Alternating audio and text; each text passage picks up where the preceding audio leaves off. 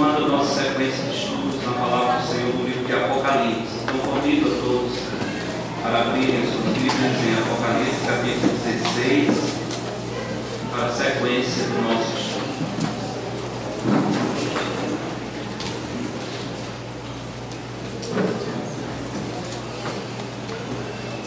Apocalipse capítulo 16, vamos avançar hoje mais alguns versos, não deixar ainda o capítulo inteiro, mas vamos estudar mais alguns parágrafos. Apocalipse 16, verso 1, diz assim a palavra do Senhor: ouvi vinda do santuário uma grande voz, dizendo aos 7 anjos: ide e derramai pela terra 7 taças da cólera de Deus. Saiu, pois, o primeiro anjo e derramou a sua taça pela terra, e aos homens portadores da marca da besta e adoradores da sua imagem sobrevieram úlceras malignas e perniciosas. Derramou o segundo a sua taça no mar, e este se tornou em sangue como de morto, e morreu todo ser vivente que havia no mar. Derramou o terceiro a sua taça nos rios e nas fontes das águas, e se tornaram em sangue. Então ouvi o anjo das águas dizendo: tu és justo, tu que eras o santo, pois julgaste estas coisas. Porquanto derramaram sangue de santos e de profetas, também sangue lhes tem dado a beber, são dignos disso. Ouvi do altar que se dizia: certamente, ó Senhor Deus Todo-Poderoso, verdadeiros e justos são os teus juízos. O quarto anjo derramou a sua taça sobre o sol, e foi-lhe dado queimar os homens com fogo. Com efeito, os homens se queimaram com intenso calor, e blasfemaram o nome de Deus, que tem autoridade sobre estes flagelos, e nem se arrependeram para lhe darem glória. Derramou o quinto a sua taça sobre o trono da besta, cujo reino se tornou em trevas, e os homens remordiam a língua por causa da dor que sentiam. E blasfemaram o Deus do céu por causa das angústias e das úlceras que sofriam, e não se arrependeram de suas obras. Derramou o sexto a sua taça sobre o grande rio Eufrates, cujas águas secaram, para que se preparasse o caminho dos reis que vem do lado do nascimento do sol. Então vi sair da boca do dragão, da boca da besta e do falso profeta, 3 espíritos imundos semelhantes a rãs, porque eles são os espíritos de demônios, operadores de sinais, e se dirigem aos reis do mundo inteiro, com o fim de ajuntá-los para a peleja do grande dia do Deus Todo-Poderoso. Eis que vem como vem o ladrão. Bem-aventurado aquele que vigia e guarda as suas vestes, para que não ande nu e não se veja a sua vergonha. Então os ajuntaram no lugar que em hebraico se chama Armagedon. Então derramou o 7º anjo a sua taça pelo ar, e saiu grande voz do santuário do lado do trono, dizendo: feito está. Sobrevieram relâmpagos, vozes e trovões, e ocorreu grande terremoto, como nunca houve igual desde que há gente sobre a terra. Tal foi o terremoto, forte e grande. E a grande cidade se dividiu em 3 partes, e caíram as cidades das nações. E lembrou-se Deus da grande Babilônia, para dar o cálice do vinho do furor da sua ira. Todas as ilhas fugiram, e os montes não foram achados. Também desabou do céu sobre os homens grande saraivada, com pedras que pesavam cerca de 1 talento. E por causa do flagelo da chuva de pedras, os homens blasfemaram de Deus, porquanto seu flagelo era sobremodo grande. Oremos. Senhor nosso Pai, pedimos a Ti que nos abençoe enquanto estudamos a Sua Santa Palavra, especialmente essa porção importante do livro de Apocalipse. Agradecemos a Ti, Senhor, porque o Senhor tem nos dado compreensão desse livro, tem nos edificado, tem nos revelado a sua glória, tem confortado o nosso coração, mostrando que o Senhor está no trono, o Senhor controla todas as coisas, tu és o Rei das nações, os teus planos serão cumpridos, Senhor, e o teu povo será vitorioso. Agradecemos a Ti por tudo que o livro de Apocalipse tem trazido para nós. Pedimos que nessa noite, mais uma vez, o Espírito do Senhor abra o nosso entendimento, disponha o nosso coração e vontade para abraçar a Tua verdade. Abençoa, Pai, nos ajuda a compreender e a obedecer a Tua palavra. Em nome de Jesus. Amém. Esse é o nosso 40º sermão em Apocalipse. Começamos ano passado, na verdade. Espero que consigamos terminar até o final do ano. Mas estamos além do meio, capítulo 16. Estamos na sequência das 7 taças, que são os 7 últimos flagelos. Logo depois desses eventos narrados por João, temos 2 capítulos que falam do Senhor lidando com o reino do anticristo, capítulos 17, 18, capítulo 19, preparativo final, a vinda do Senhor, e os últimos capítulos de Apocalipse, que já são o juízo de Deus, o milênio, estabelecimento do seu trono, e novo céu e nova terra. Estamos realmente chegando perto do final. O tema que temos dado para as pregações em Apocalipse 16 é o golpe final da ira de Deus. Aprendendo nesse capítulo, como em outros, que terrível coisa é cair nas mãos do Deus vivo. De maneira direta e indireta, repetidas vezes, ouvimos nas Escrituras a seguinte frase: de Deus não se zomba. Tudo o que o homem semear, isso ele vai colher. Também lembramos que a Escritura afirma: eu retribuirei, a mim me pertence a vingança, diz o Senhor. A verdade do juízo de Deus está revelada em toda a Bíblia, desde Gênesis até Apocalipse. Sabemos que homens de mentes pervertidas, corações desviados, falam que o Deus do Antigo Testamento é diferente do Deus do Novo Testamento. O Deus do Antigo Testamento é um Deus vingativo, irado, um Deus que não tem clemência e misericórdia. O Deus do Novo Testamento é cheio de amor, cheio de graça. Quem pensa assim revela a ignorância completa da palavra de Deus e revela que não conhece nem o Antigo e nem o Novo Testamento. O Antigo Testamento está cheio de graça, bondade e misericórdia do Senhor, assim como o Novo Testamento está cheio de anúncios terríveis da ira de Deus. O Cristo que deu a sua vida por nós nos Evangelhos é o mesmo que em Apocalipse esmaga esse mundo pecador, derrama a sua ira, vem dos céus para destruir todos os que rejeitaram a sua oferta de salvação. É o mesmo Cristo, o mesmo Senhor.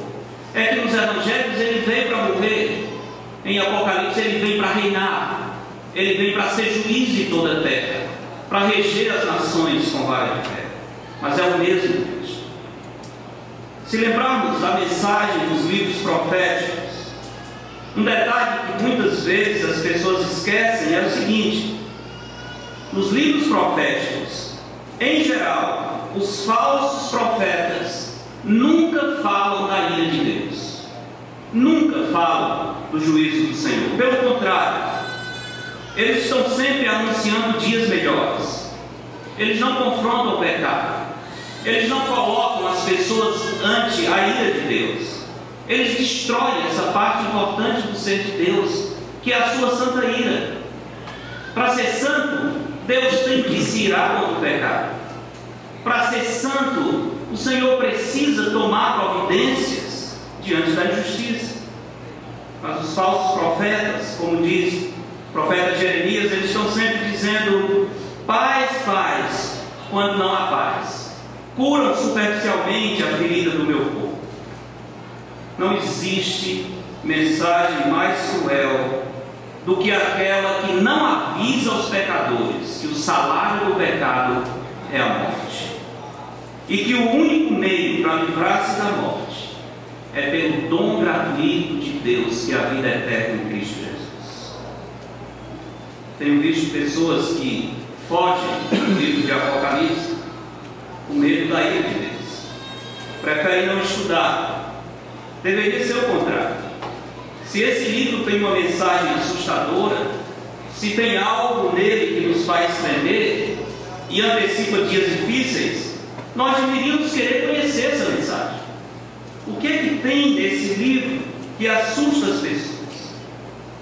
Para que nós possamos ter certeza de que não seremos alcançados pela ira de Deus. Com efeito, nosso Deus é cheio de terna misericórdia e compaixão. É fato, nosso Deus é um Deus longânimo, tão longânimo que as pessoas tomam a sua longanimidade por pretexto para zombar da sua justiça. Confundem bondade do Senhor com falta de justiça. As pessoas acham que podem escapar do juízo do Senhor. Confundem a sua misericórdia como se Deus não tivesse interessado em fazer justiça sobre esse mundo, e seguem andando para o perigo eterno. Salmo 50, não precisa ir lá, mas eu posso ler para vocês. No Salmo de Asaf, ele nos dá uma ideia de quão perigoso é esse pensamento de achar que o Senhor não vai cuidar do pecado.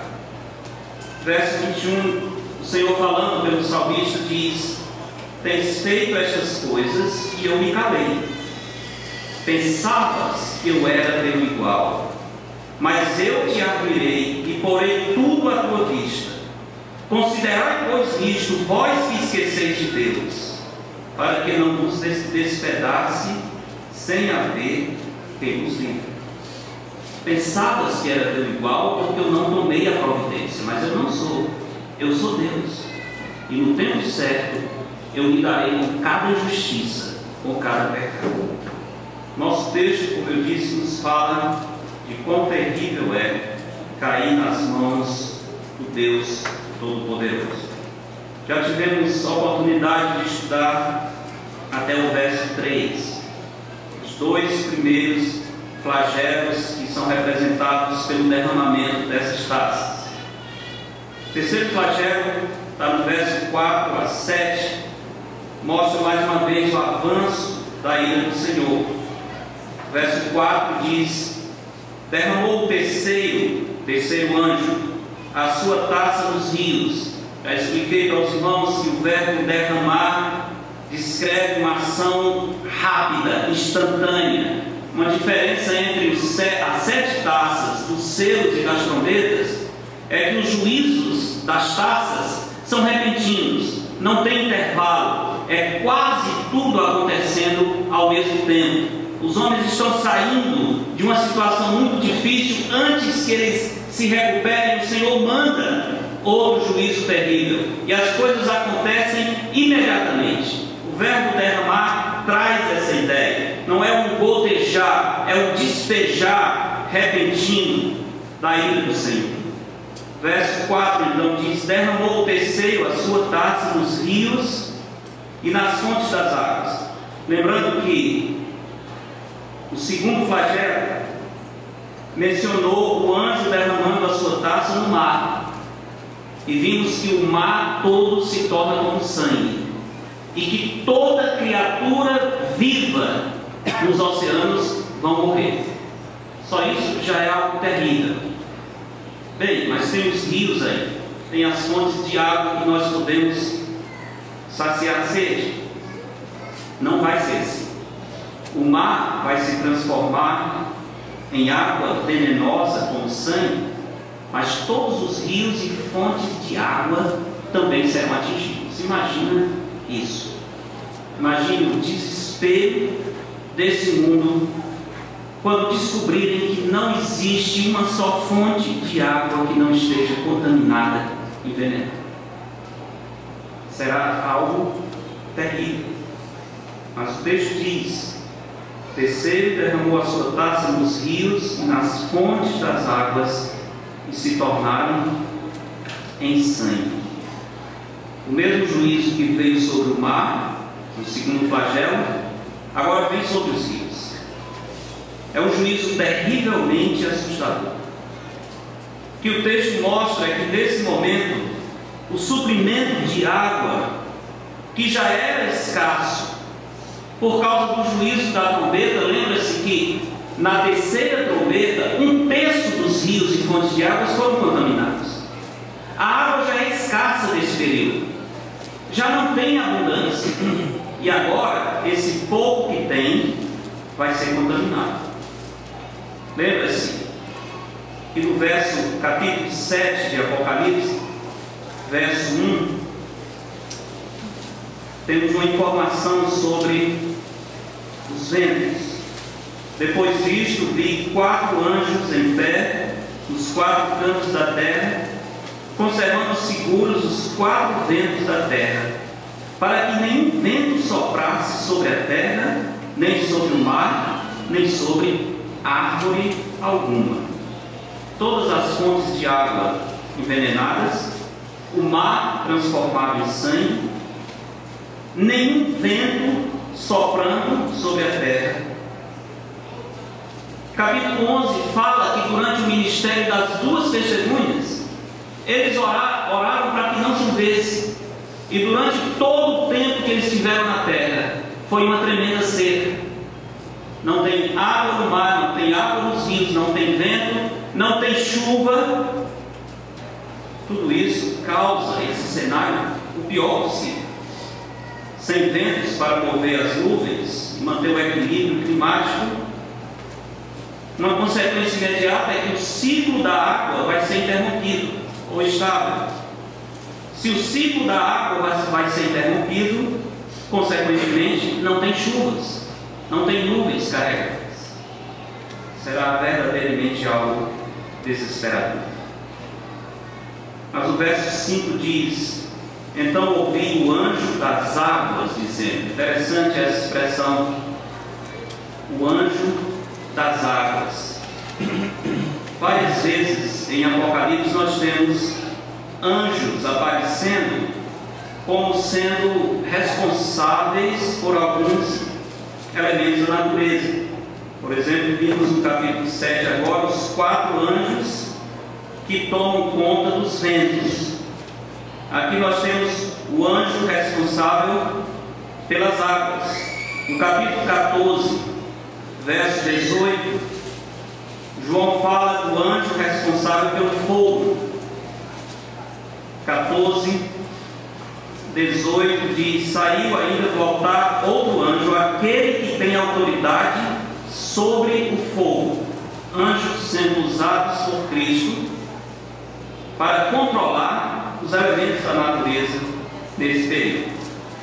Nesse tempo os homens estão debaixo desse terrível juízo, mas mesmo assim eles ainda encontram nos seus corações força bastante, rebeldia bastante para blasfemar o nome de Deus, para acusar o Senhor de injusto, para zombar da misericórdia do Senhor. Por isso o anjo das águas se manifesta para defender a justiça de Deus ao aplicar esse juízo sobre os homens. E ele repete palavras semelhantes àquelas do capítulo 15, que é o canto do Cordeiro, que diz: grandes e admiráveis são as tuas obras, Senhor Deus Todo-Poderoso, justos e verdadeiros são os teus caminhos, ó Rei das Nações.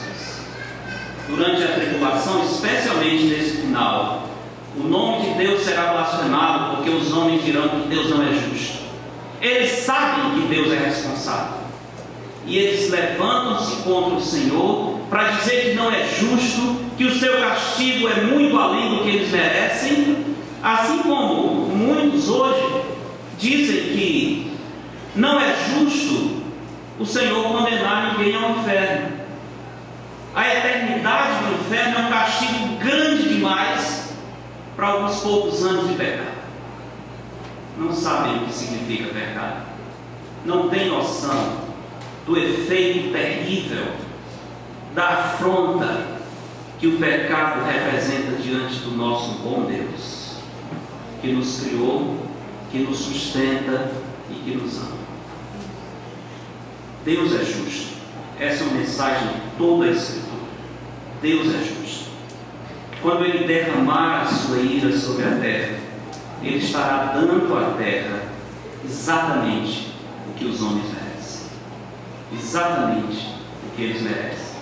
Por isso, o anjo diz no verso 5: Tu és justo, tu que és e que eras o santo, pois julgastes estas coisas.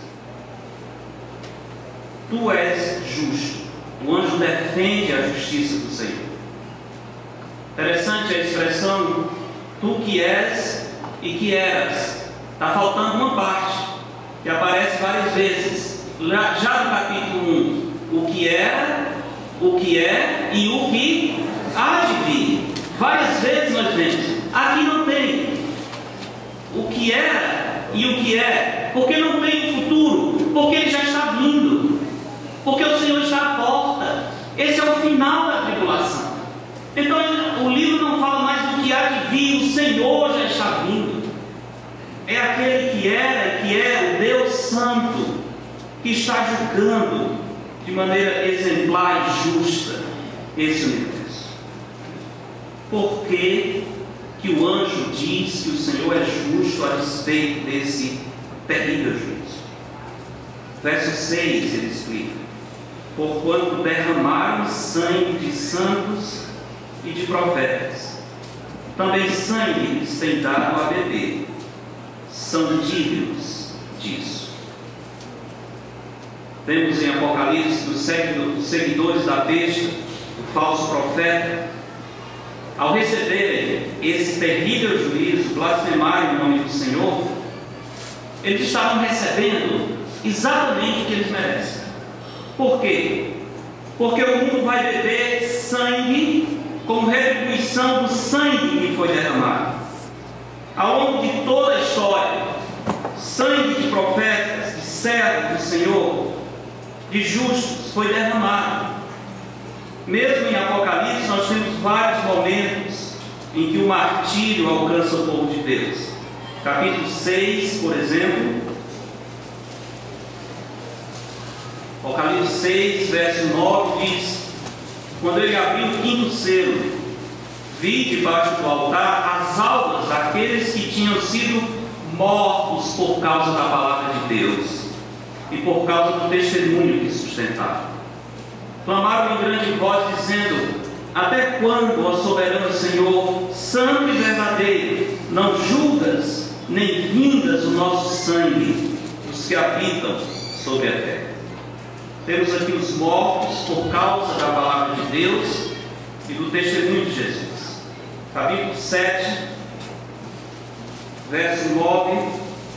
Mais uma vez, essa informação de pessoas martirizadas por sua fé.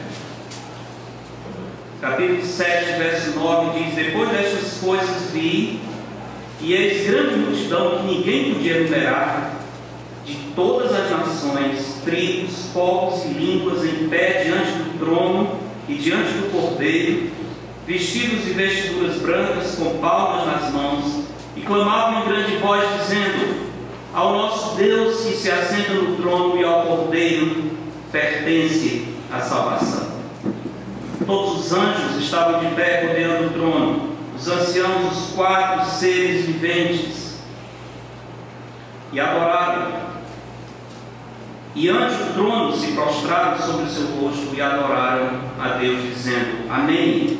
O louvor e a glória e a sabedoria, as ações de graças e a honra e o poder e a força sejam o nosso Deus pelos séculos dos séculos. Amém. Um dos anciãos tomou a palavra, dizendo: estes que se vestem de vestiduras brancas, quem são e de onde vieram? Respondi-lhe: meu Senhor, tu sabes. Ele então me disse: são estes que vêm da grande tribulação, lavaram suas vestiduras e as alvejaram no sangue do Cordeiro. Mais um grupo de mártires, pessoas que deram a sua vida por amor a Cristo. Capítulo 11, verso 18 diz: na verdade as nações se enfureceram, chegou porém a tua ira e o tempo determinado para serem julgados os mortos, para se dar o galardão aos teus servos, os profetas, aos santos e aos que temem o teu nome, tanto aos pequenos como aos grandes. E essas nações enfurecidas, no capítulo 17, verso 6, são descritas como embriagadas com o sangue dos santos. Capítulo 17, verso 6 diz: então vi a mulher embriagada com o sangue dos santos, veja isso, e com o sangue das testemunhas de Jesus. E quando a vi, admirei com grande espanto. O povo de Deus tem sofrido. Nesse período da grande tribulação, o martírio será terrível. Muitos, milhares, serão mortos por crer em Jesus Cristo. Eles não terão opção. Mas ao longo da história toda, servos de Deus vêm sendo martirizados, sangue vem sendo derramado. Nos nossos dias, servos de Deus estão sendo martirizados. Entre esses refugiados que nós estamos vendo essa onda saindo da Síria, do Oriente Médio, tentando chegar na Europa Ocidental por meio do mar Mediterrâneo, tem acontecido atrocidades com cristãos. Recente, um barco vinha atravessando, houve uma turbulência. Vários cristãos estavam nesse barco, começaram a orar, pedindo a proteção de Deus. Os muçulmanos mataram todos eles e jogaram no mar. cerca de 60 crentes foram mortos. Chegaram do outro lado, alguém se perguntou, mas tinha muito mais gente. Nós jogamos os cristãos todos no mar.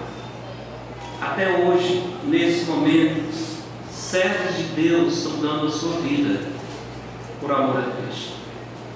É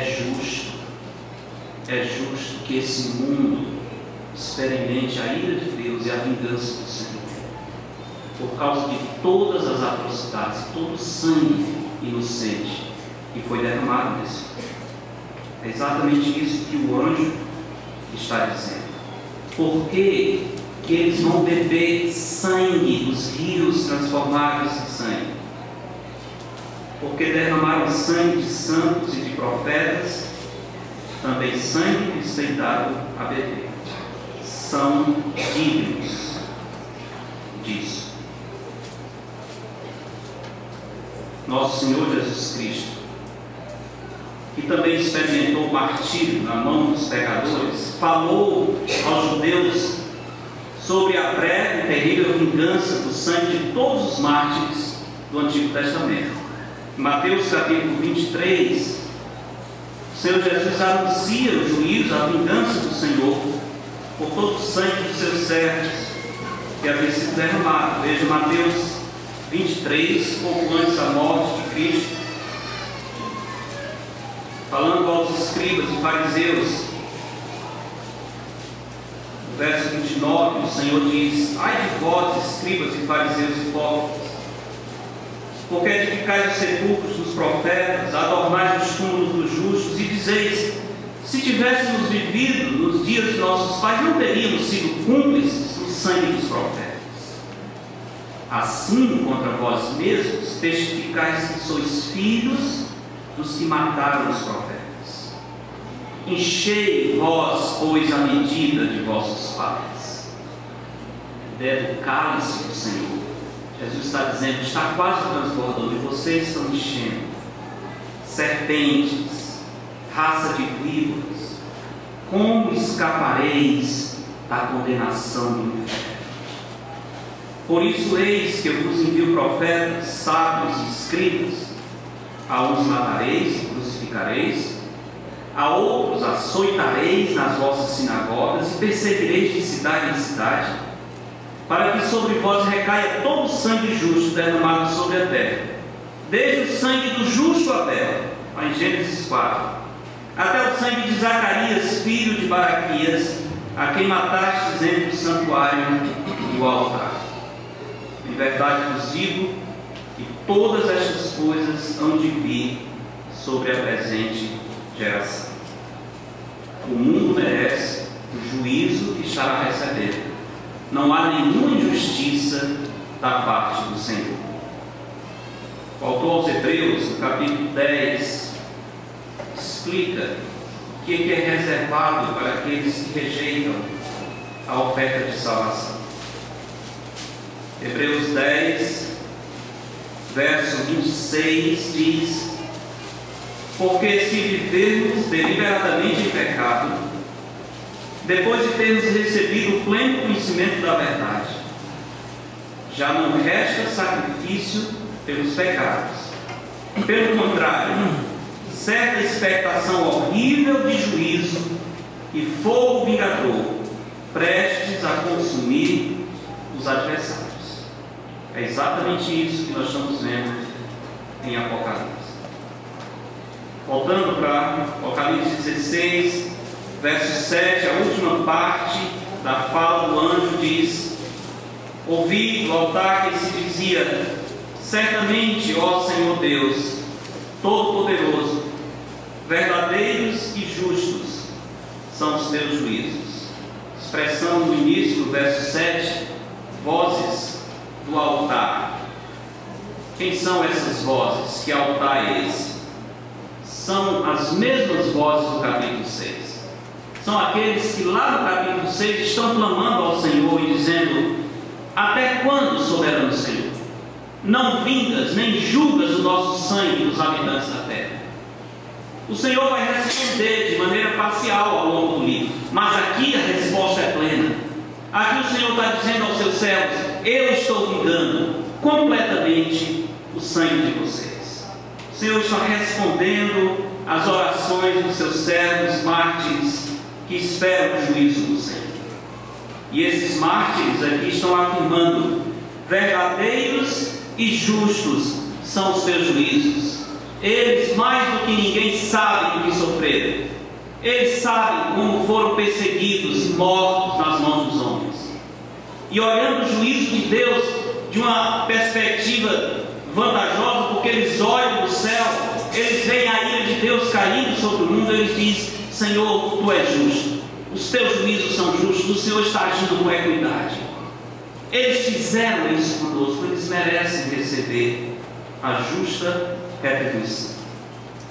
A Bíblia toda enfatiza a justiça de Deus. E mesmo nos tempos de mais severo julgamento, Deus aparece como justo. Estamos lendo Gênesis agora no nosso programa de leitura da igreja. Passamos recente por Gênesis 18, quando o Senhor vem para executar o seu juízo sobre a cidade de Sodoma e Gomorra. Antes, porém, os anjos do Senhor têm uma entrevista com Abraão. Muito interessante isso, a maneira como o Senhor envolve o seu servo nessa história. Mas eu queria enfatizar a pergunta de Abraão, quando Abraão sabe que o juízo de Deus vai se derramar sobre as duas cidades. Abraão faz a seguinte pergunta: não fará justiça o juiz de toda a terra?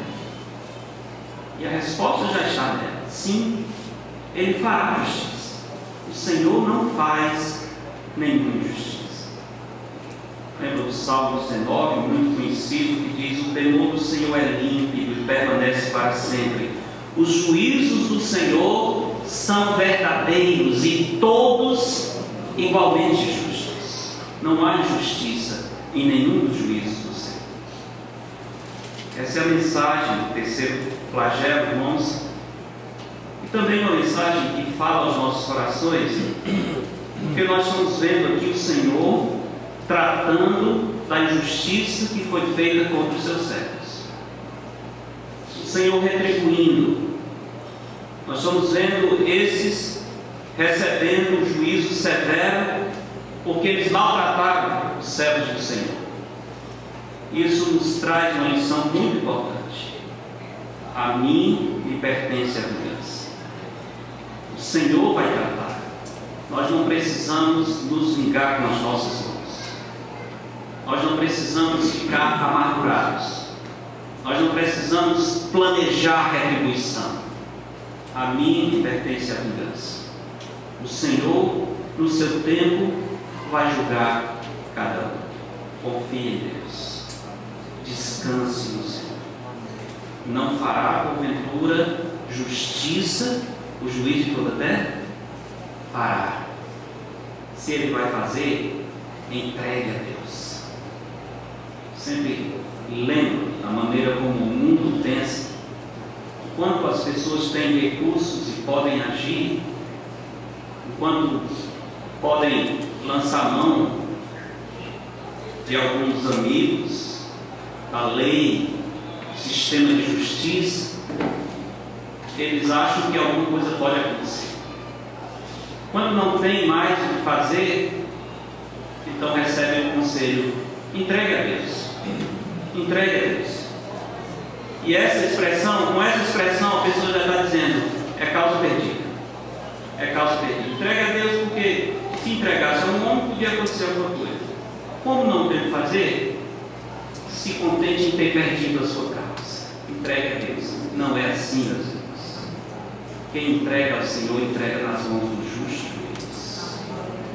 E o Senhor vai tratar com cada um. Entregue ao Senhor. Liberte-se da amargura. Liberte-se do peso, das lembranças ruins, de ter que dormir todo dia pensando e acordando naquele que lhe fez mal, de quase ficar esperando o dia da sua queda. Entregue a Deus. O Senhor vai fazer justiça e vai fazer muito bem feito. Ele é o juiz de toda a terra. Quarto flagelo, verso 8 diz: o quarto anjo derramou a sua taça sobre o sol, e foi-lhe dado queimar os homens com fogo. Algo terrível aqui. Na terceira trombeta, os corpos celestes, o sol, a lua, as estrelas foram afetados, mas foi um terço deles. E o que aconteceu? Eles perderam um terço da sua capacidade de brilho. Aqui é o sol, de que depende toda a vida, todo o calor, toda a energia. E não é um terço. O sol inteiro vai ser atacado. Essa estrela que está no firmamento desde o quarto dia da criação, sendo a nossa fonte de luz, calor e energia, agora vai ser fonte de morte. Vai matar os homens com o seu intenso calor. O calor será tão intenso que será como se a atmosfera toda tivesse em fogo. O versículo diz: foi-lhe dado queimar os homens com fogo. A temperatura será tão alta, é como se toda a atmosfera estivesse em brasa. Se nós recordarmos o juízo das outras taças, lembra a primeira taça? Os adoradores da besta e falsos profetas sofreram com úlceras malignas, terrivelmente dolorosas e perniciosas. No segundo flagelo, o mar se torna em sangue. No terceiro, os rios e as fontes de água. No quarto, calor intenso. Junta a sequência disso, que vai ser tudo acontecendo quase que ao mesmo tempo. E faz na sua mente uma imagem de como será terrível esse tempo sobre o mundo. Calor intenso, úlceras, nenhum vento, nenhuma brisa. O mar é uma poça de sangue. Não tem água para beber, não tem água para se refrescar. Difícil só imaginar esse tempo. É uma cena terrível. Mas o Senhor falou dessa cena há muito tempo atrás.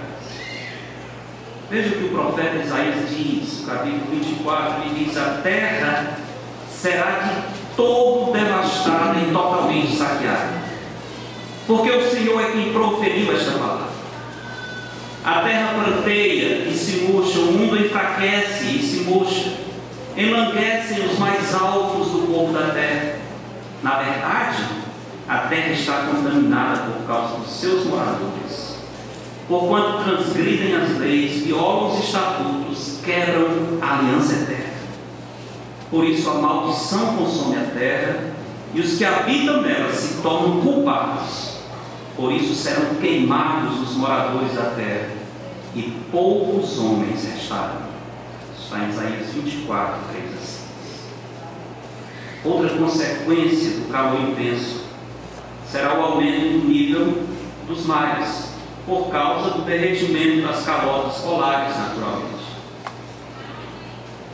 As águas dos mares estão envenenadas, e essa água vai subir de nível assustadoramente, causando destruição em todas as populações costeiras e avançando com seu veneno, com a sua morte para a terra. Muita destruição.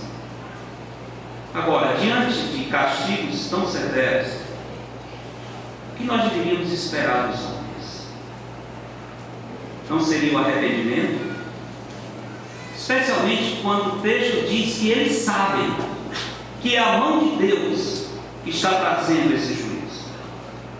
Era normal ouvir desses homens, mesmo que fosse de maneira inicial, incipiente, uma expressão de arrependimento, de pesar, de reconhecimento, de dizer: realmente o Senhor está nos julgando, nós temos que retornar para o Senhor, nós não somos mais fortes do que Ele.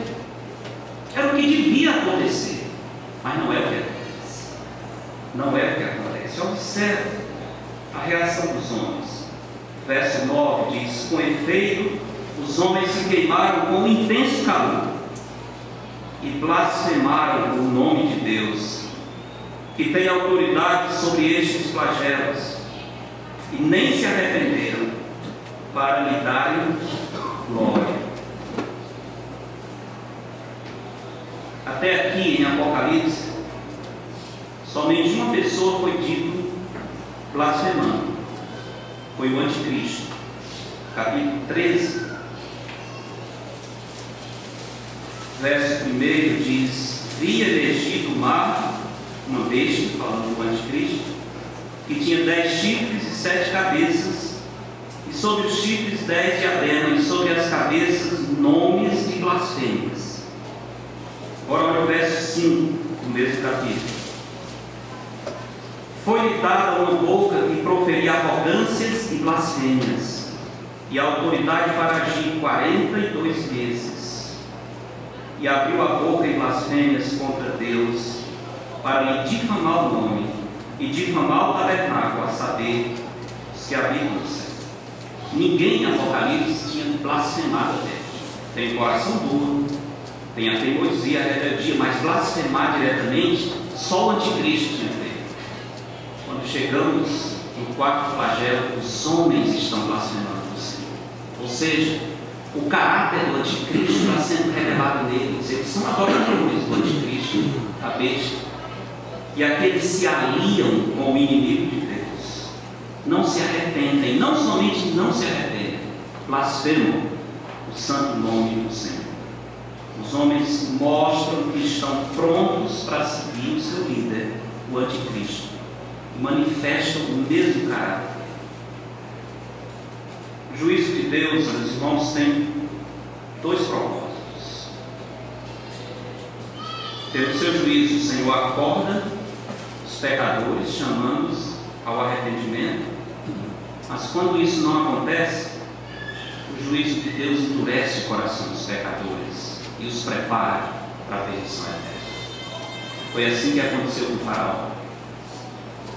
Ele não aproveitou os juízos de Deus como meio para se arrepender.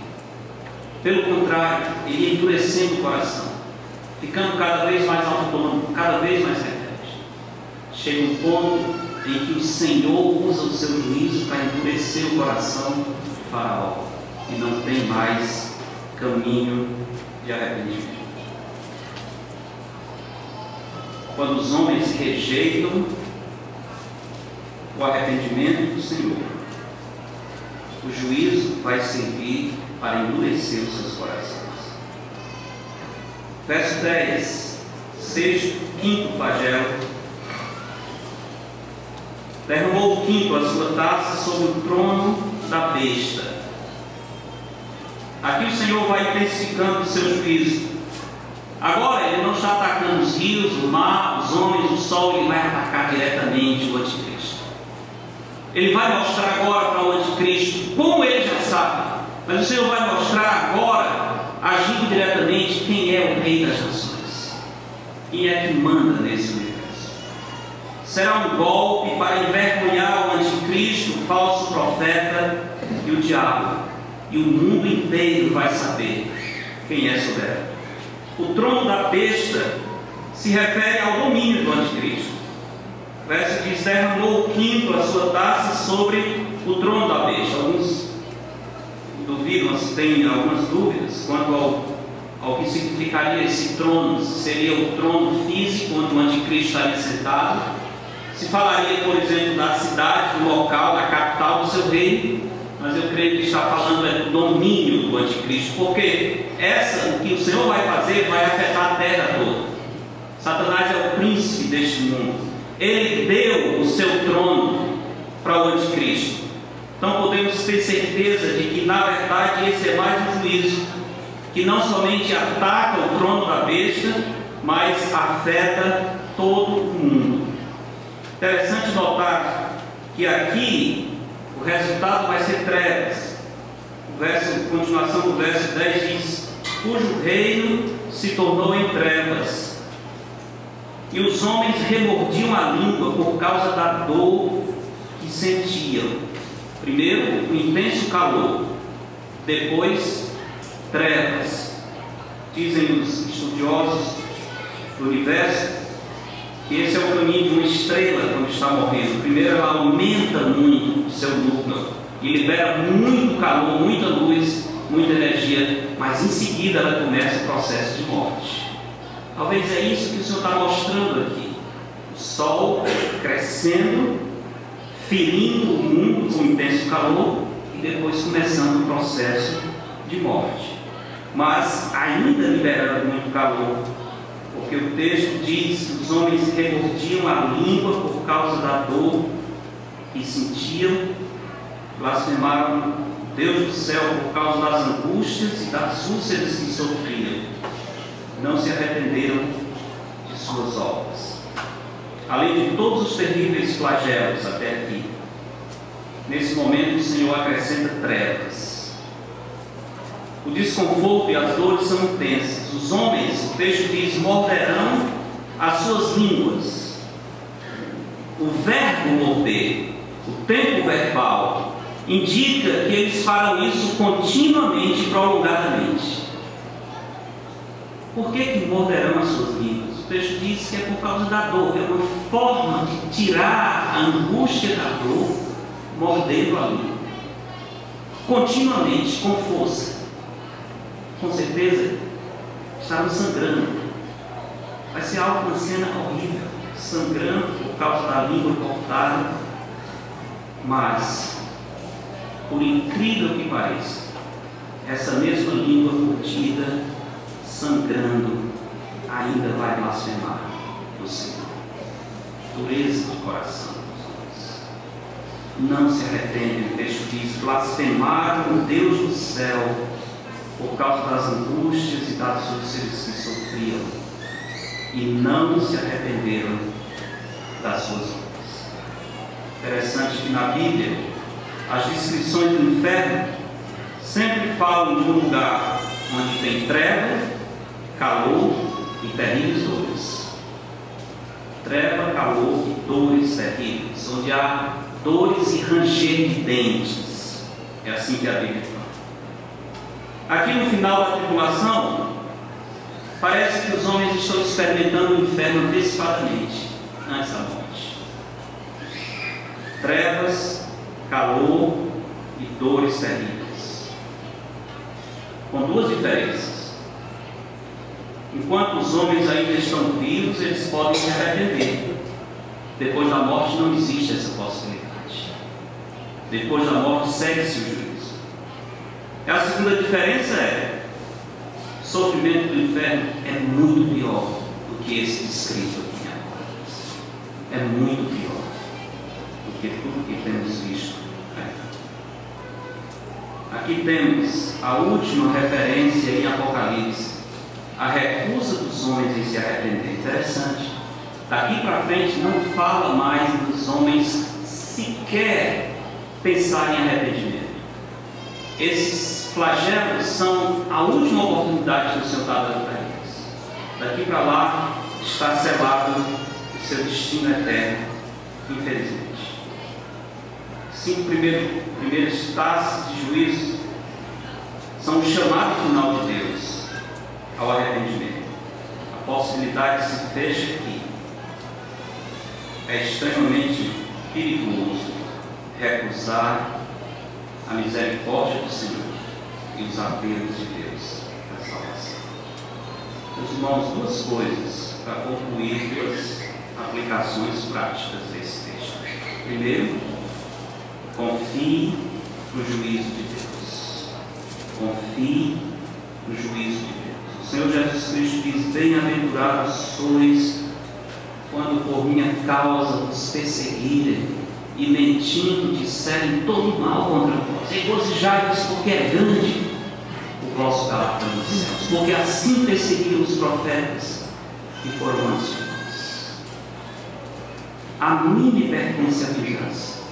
Eu retribuirei. Vença todo sentimento de amargura, todo qualquer desejo de vingança, pela confiança no juízo de Deus. Descanse no Senhor. Deus há de fazer justiça. Segunda lição prática é: fuja do juízo de Deus. Fuja do juízo de Deus. Não espere até o tempo que talvez nunca chegue. Quando você tentar voltar, não tem mais caminho. Não rejeite a misericórdia do Senhor, que é lhe oferecida hoje. Se você não tem certeza de que estará livre do juízo de Deus, corra para Jesus Cristo hoje. Abrigue-se nele enquanto há tempo.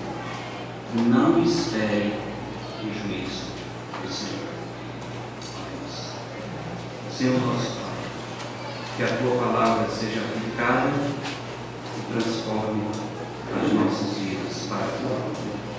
Em nome de Cristo. Amém.